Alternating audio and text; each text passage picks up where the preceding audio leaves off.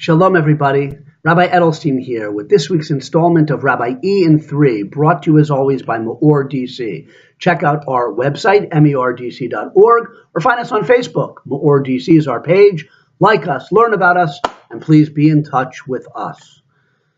To take a deep breath, to launch into what a few minutes of discussion of an incredible Torah portion called Balak in the book of Bamidbar, in the book of Numbers. And it's incredible not because it has a talking donkey in it, which it does, 3,300 years before Shrek. The Torah presents us with a talking donkey.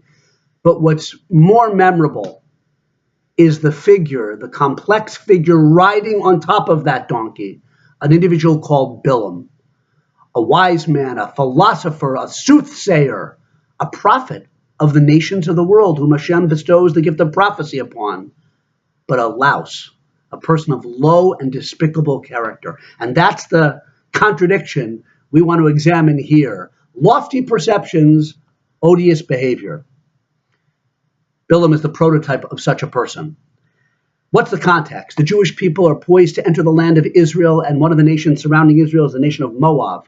The Moabite king named Balak, who hates the Jewish people, who fears them, wants to curse them, wants to have a negative effect on them, drive them away, and he calls upon the famous individual Bilam, known as a wise man, known as a magician, known as someone who's able, as a track record of cursing and having those curses come true and awakening negative influences on other nations. So Balak sends to bring Bilam to curse the Jewish people. And Bilam, we know from the oral tradition, also has a dislike of the Jewish people and what it represents. So he's happy to go along on this mission, but he's a prophet. Hashem has given him.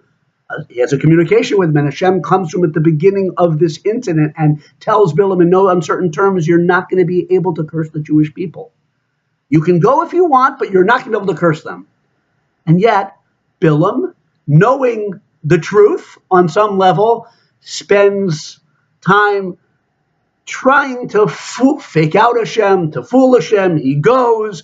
He doesn't tell the messengers that he's not going to be able to curse the Jewish people. What happens in the rest of the portion is he goes, and Hashem puts beautiful blessings in his mouth in place of curses. And some of the most beautiful blessings that bestowed upon the Jewish people come from this unholy mouth, lower than the donkey's mouth, which also speaks Hashem's words in this portion. Verses like, how good, how beautiful are your tents, O Jacob, which we Jewish people say every morning. So Hashem uses this individual Bilam to bring out beautiful blessings, speaking to the holiness of the Jewish people. But Bilam himself is a sad case, because someone with such intellectual perception, someone who could have used that intellectual perception and spiritual power, call it for good, uses it for bad, to curse others, to harm others, to cause others to sin, a person of low moral character himself. That's the contradiction of Bilam. Believing in God, believing in spiritual reality, but not living it. I want to read to you, as I finish off here, beautiful, beautiful words. The Call of the Torah is a great commentary by Rabbi Monk, written in the 20th century. And listen to this, summing up Bilam. It says, he acknowledged Hashem, but that did not remove him from idolatry nor inspire him to follow Hashem's commands. He is an excellent example of the need to channel the knowledge of Hashem through the purifying medium of the mitzvot, the commandments, so that it can effectively act on one's character.